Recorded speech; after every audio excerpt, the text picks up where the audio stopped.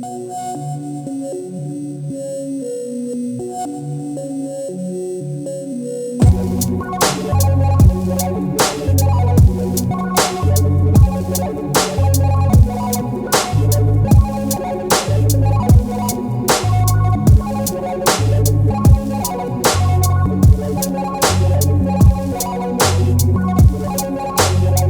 crucial time in our lives, when everything is so desperate, when every day is a matter of survival, I don't think you can help but be involved.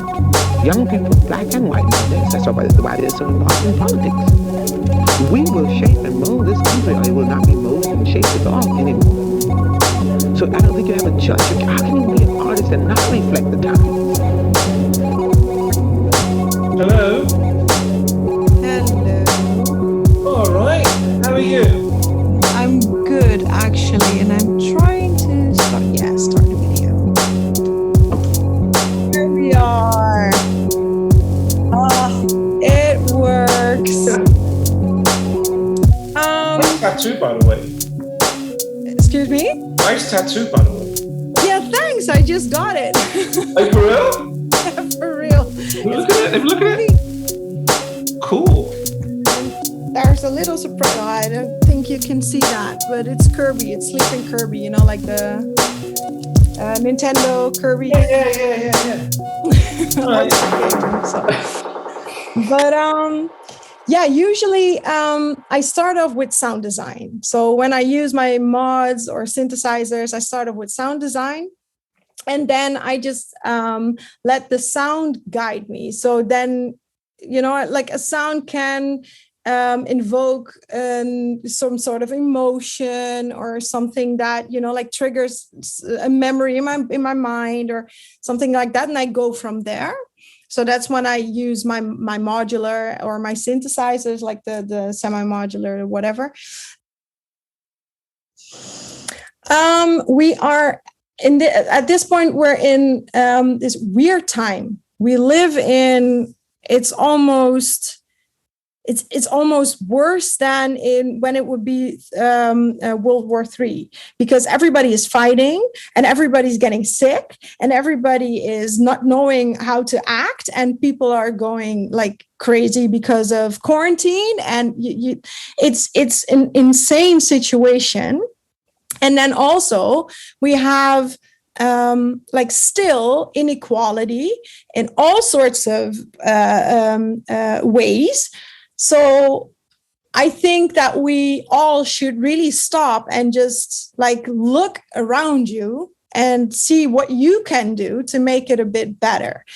And when I first heard the vocals around, you know, like the Nina Simone, that it spoke to me, because we have to reflect as artists. That is what we have to do. We have to reflect and show, like, give a voice to the times we're in, and see if we can just, like wake people.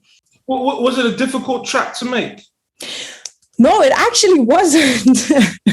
It was one of the easiest tracks I ever made. So I listened to it like 5 or 6 times, like really closely, because I couldn't believe that it was that easy, because I completely let my mind be blank apart from the chaos, and just gave my modular, I gave it a voice, and I just started playing with it. Just started playing and playing and playing, and then like the track was born. So it was really organic.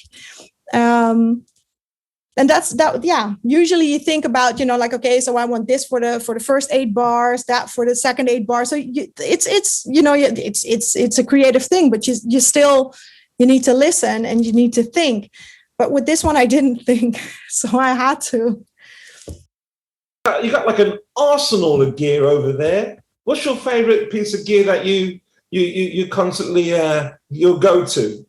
Yeah, it's one of the smallest ones, but it is my brain, my heart, my everything, and that is, come on, yeah. That is for real? Yeah, this is the one I use most. And then, I have the SP1200 that has this beautiful story behind it. So that's emotionally, that is like the most beautiful piece of gear I have. I'm based in Holland, near Amsterdam, and I'm originally I'm from Suriname. So I came here when I was 5 with my mother, and that's where I'm at. Usually you can find me in Amsterdam, but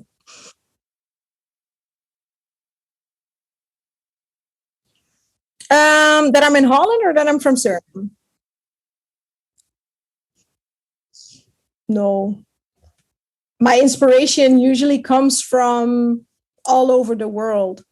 So Holland doesn't really do a lot for me inspiration wise. Amsterdam is one of the favorite places, like I can be. So I named an album after Amsterdam. Yeah. So your first one, wasn't it? Yeah, it's the second one, but I think it's the first one on Spotify. Don't ever compensate on who you are. Don't ever do that. Not because you think that a trap beat is a hype. So, and you want to have this big audience. So you start making trap beats. Don't ever do that. Always keep it coming from this, this place within yourself. And then everything will be okay, because only then will you be able to have your own sound. Oh yeah. And don't ever listen to people who tell you that you should learn to make music a certain way. A lot of people told me, okay, so you're starting out, well, you'll have to make music for a couple of years because otherwise you won't be able to do it. And you have to copy first and then do then try just imitate and then try to give your own spin and blah, blah, blah. And I was like, no, because if I start imitating, then it's not me, then it's not my own. In that case, I am a purist.